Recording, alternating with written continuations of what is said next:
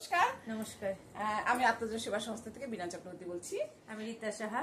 হ্যাঁ, তাই এবার আমাদের যে বিষয়বস্তুটা ছিল, অনেকে জিজ্ঞেস করেছিল আমাকে ইনবক্সে, তা আমি বলছিলাম যে এখানেই বলবো। তা আমাদের টেকনিক্যাল কিছু প্রবলেমের জন্য আমরা যে লাইভ ভিডিও করতে পারলাম না, এই জন্য দুঃখিত। তা মেন হচ্ছে আমাদের সামনে যেহেতু দুর্গাপূজা, প্রতি বছর আমরা দুর্গাপুজোকে সামনে রেখে আমরা প্রতি বছর আমাদের সেবা সংস্থা থেকে 10 মহাবিদ্যা রূপে 10 জন দুর্গা বা 10 জন মহিলাকে আমরা বেছে নিই, সম্মানিত করি। একটা তার সাথে এই লড়াইয়ের গল্প, সে টোটো চালক থেকে আমাদের পুলিশ অফিসার, তাদের নানা রকম বিবিধ পেশার যারা যুক্ত যে সমস্ত মহিলা, তাদের যত পারবো আমাদের সংস্থা থেকে সম্মানিত করা। তা এই হিসাবে আমরা আমরা ক্যারেক্টার মাস্টার থেকে শুরু করি, পুলিশ অফিসার সবাই থাকে এখানটায়। তো এইটা একটা কথা। তা আপনাদের মধ্যে সে যদি পুরী কেউ থাকে অবশ্যই যোগাযোগ করবেন। আর বড় কথা হচ্ছে এই যে পুরোহিত, আমরা এই দুর্গাপূজা আসলে আমাদের পুরোহিত একটা আকালে দেখি শিলিগুড়িতে এখন মানুষ কি পুরোহিতটাকে একটু মানে গুরুত্ব দিচ্ছে না। ব্রাহ্মণরা হয়তো অন্য কাস্টে বিয়ে করছে, তাদের সন্তানাদি হচ্ছে হয়তো অন্য, তার জন্য পুরোহিতটা ধরে রাখা মতো সেরকম ভাবে নাই, বলতে গেলে নাই।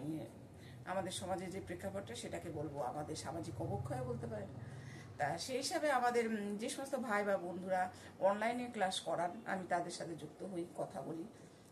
সেই হিসাবে আমি আমার এক খুব পরিচিত ভাই বা বন্ধুর মতন রানাঘাট নদিয়া অনিন্দ্য কুমার ভট্টাচার্য, তিনিও দুর্গাপূজা বেশ প্রশিক্ষণ, সে নিজে প্রশিক্ষণপ্রাপ্ত ব্রাহ্মণ, নিজে বহুদিন ধরে পূজা পাঠ করে। এখন ওরা কয়েকজন ব্রাহ্মণ মিলে একটা বঙ্গীয় নবসনাতনী ট্রাস্ট খুলেছেন এবং এটাকে প্রশিক্ষণ করিয়ে ছেলেপেলেদের শিখিয়ে অনলাইনেও করিয়ে তাদের গুগল মিট হয় এবং প্রশিক্ষণ শেষে তাদের সার্টিফিকেট দেওয়ার ব্যবস্থা রাখেন। তা আমার ভালো লাগলো। তাই আমি বললাম যে ঠিক আছে, আর আপনারা যদি অনিন্দের সাথে যোগাযোগ করতে চান আমাকে ইনবক্স করবেন, আমি নাম্বার দিয়ে দেবো। তা এরকমই করে যে সমস্ত ব্রাহ্মণ সমুদায় আছেন, আমি তাদেরকে শ্রদ্ধা জানিয়ে বলছি আপনারা আমাদের সাথে যোগাযোগ করবেন। তেমনি করে একজন আমাদের সাথে, আমার রীতার সাথে যোগাযোগ করেছেন। উনি কলকাতার ব্যান্ডেলে থাকেন দাদা। তো উনি একজন ভালো প্রশিক্ষণ প্রাপ্ত একজন পুরোহিত, পূজা করে, তাছাড়া তন্ত্র সাধক, বড় মাপের একজন মানুষ। তো উনি কলকাতাতে পুজো করেন, কলকাতার আশেপাশে অনেক শহরে পুজো করেন। তো আমাদের এবার শিলিগুড়িতে আসছেন উনি দুর্গাপুজো করতে। তো ভীষণ ভালো পূজা করেন, আমি ফেসবুকেও দেখেছি দাদাকে বিভিন্ন জায়গায় যজ্ঞ অনেক ধরনের পুজো করেন। রীতাকে বলেছে একটু যোগাযোগ করতে। আপনাদের যদি কারো পুরোহিতের প্রয়োজন হয়, যে দুর্গা পূজা, গণেশ পূজা, সামনে আগামীতে কত পুজো আছে, তো ওই দাদা ভীষণ ভালো পূজা করে, বাপি চ্যাটার্জি। তো ওই দাদার সঙ্গে যোগাযোগ করতে পারেন। বিনাদি নাম্বার দিয়ে দিবে, ওনার নাম্বারটা ইনবক্সে দেওয়া থাকবে।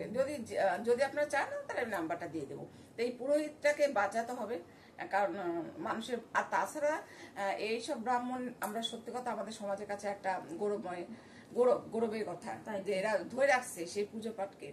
আর পুজো ছাড়া তো দেখেন আমাদের বিয়ে থেকে শুরু করে শ্রাদ্ধ সবকিছুতে আমাদের পুরোহিত লাগে। আর সেই পুরোহিতটাকে সংস্কৃত ভাষাকে এই পুরোহিতরাই এখন পর্যন্ত বজায় রাখছে। তাই এরা অনলাইনে ক্লাস করায়, যোগাযোগ রাখবেন। আর 2 নম্বর কথা, শিলিগুড়িতে সত্যি কথা একটা লক্ষ্মী পূজার জন্য ব্রাহ্মণ পাওয়া যায়, এত মানে আকাল। এই আমারই বর যে চক্রবর্তী দা, বলি সবসময় চক্রবর্তী তো পূজা করে না। আমাদের নিত্য পূজা তো, আমাদের লক্ষ্মী পূজা আমি ব্রাহ্মণ নিয়ে আসি, ভাবেন তাহলে। তা এই অবস্থা, মানে আজকাল লোকে পুজো করতে একদম মন চায় না।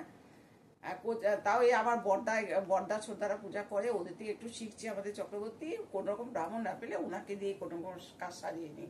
কিন্তু আর একজন পাশের বাড়ির লোক যদি এসে বলে দাদা একটু ফুল ছিটে দেন, আর যাবে না, সে আর ধুতি পরে বেরোবে না। তা এই জিনিসটা কি লজ্জা না কি অবক্ষয় আমি বুঝতে পারছি না। তা আসুন, পূজাতে আসুন, এই সমস্ত ব্রাহ্মণদের সাথে যোগাযোগ করুন এবং দুর্গাপূজা ভালো করে কাটুক সবার। কালী পূজা, লক্ষ্মী পূজা সারা 12 মাসে 13 পার্বণ আমাদের লেগেই থাকে। তা পুজোগুলোর জন্য আমাদের মায়ের কাছে পুজো করার জন্য মেন তো লাগে মন্ত্র। এই মন্ত্র, তারপর দেখেন তন্ত্রবিদ্যা, অনেক ধরনের বিদ্যা থাকে। সেই সমস্ত বিদ্যা যদি প্রপারলি আপনি না শেখেন, তারা তো যে কোনো কালী পূজায় বা লক্ষ্মী পূজা করতে পারবেন না। এগুলো থেকে শিখতে লাগে প্রশিক্ষণ, বিদ্যা, এগুলোকে ভালো ব্রাহ্মণের দ্বারা আপনারা প্রশিক্ষণ নিন এবং সেই সমস্ত ব্রাহ্মণ অনলাইনেও ক্লাস করার যোগাযোগ করুন। আর বঙ্গীয় নবসনাতনী ট্রাস্ট অনিন্দর ফোন নাম্বারও আমার কাছে আছে, যদি আপনারা চান অবশ্যই দিব। তা অনিতা তোমাকে অনেক বড় ধন্যবাদ। তুমি সুন্দর করে এবার তোমাদের যে ব্রাহ্মণ সমুদায় মিলে একসাথে একটা ট্রাস্ট করেছো এবং অনেক জায়গায় প্রশিক্ষণ দিচ্ছ, অনলাইন ক্লাস করাচ্ছ একদমই কম টাকায়, এর জন্য অনেক বড় ধন্যবাদ। আর সে সবাইকে বলবো আগামী দুর্গাপূজা উপলক্ষে সবাইকে শুভেচ্ছা, ভালোবাসা। আর একটাই শুধু বার্তা দেব, আপনার জন্য 10টা, আপনার সন্তানের জন্য 5টা জামা কিনছেন, আপনার জন্য 10খানা শাড়ি কিনছেন, পাশে গর্ব করে বলতেছেন ক্লাব আড্ডা যে আমার এতগুলো শাড়ি হলো, আমার এই 3 জুতো, আমার ছেলেতে এত দামি ড্রেস পরে। কিন্তু একটু মানবিক হন।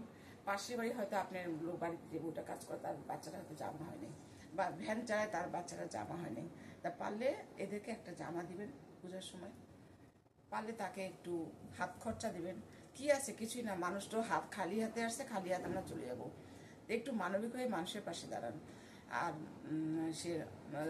আপনারা নিজেরা জানেন, আপনারা যদি পড়ে থাকেন দার্শনিক বা আপনারা সরি, আমি বলতে যাচ্ছিলাম কে বলতো, সিকান্দার সে যখন চলে গেছে, সে বলছে খালি হাতটা যেমন খোলাই থাকে। তা সে এত বড় একটা সিকান্দার, সে যদি এই কথা বলে থাকে, তাহলে আমরা কোথাকার সম্পত্তি নিয়ে স্বর্গে যাবো? কারো বা সম্পত্তি পড়ে থাকবে না, থাকবে মানুষের ব্যবহার আর তার কর্ম। তাই এই ব্যবহার আর কর্মটাকে ভালো রাখুন। আর এই জীব দিয়ে মানুষের সাথে দুর্ব্যবহার করা যায়, মানুষ এই জীব দিয়ে মানুষের সাথে ভালোবাসা যায়। এই সুতরাং এই জীবটা দিয়ে ভালো কথা বলার চেষ্টা করুন। আর সামাজিক প্রেক্ষাপট এগিয়ে আমাদের চলতে হয়। আমাদের নামেও নিন্দা হয়, কথা বলে, সমালোচনা করে, কিন্তু আর সমালোচনা যদি গায়ে লাগে তাহলে তো আমরা চলতেই পারবো না। তা ওটাকে অ্যাভয়েড করি, আমরা আমাদের মতো চলছি। আমাদের পাশে থাকবেন, আত্মজোর সবসময় আপনাদের পাশে যেমন থাকে, আত্মজোরকে মনে রাখবেন। হ্যাঁ, আপনাদের অন্তঃস্থলে যেন একটু হলেও জায়গা করতে পারি। আর আমাদের প্রত্যেকেই মহিলা, প্রত্যেকে গৃহবধূ, তাদের সময় সারা বছর সংসারে কাজকাম করে যতটুকু পারে পাশে থাকে, এবং যখনই ডাকি তখনই ওরা পাশে আসে। এই যে আজকে আমি রিতার বাড়িতে বসে আমি এখন লাইভ ভিডিও ভাবছিলাম ওকে নিয়ে লাইভ ভিডিও করবো, তা করতে পারলাম না। কি টেকনিক্যাল প্রবলেম, আমার অদ্বিতীয় অন্তর তো আমার মেয়েরাতে এখন আর নাই যে মেয়েকে বলবো। তো অত তো একেবারে মোবাইল সম্বন্ধে পারদর্শী না, যতটুকু পারলাম আমরা সেই জন্য আমরা এমনি জাস্ট ভিডিও করে আমরা ছাড়লাম। আপনারা দেখবেন, একটু লাইক কমেন্ট করে পাশে থাকবেন। নমস্কার, সবাই ভালো থাকবেন। শুভরাত্রি।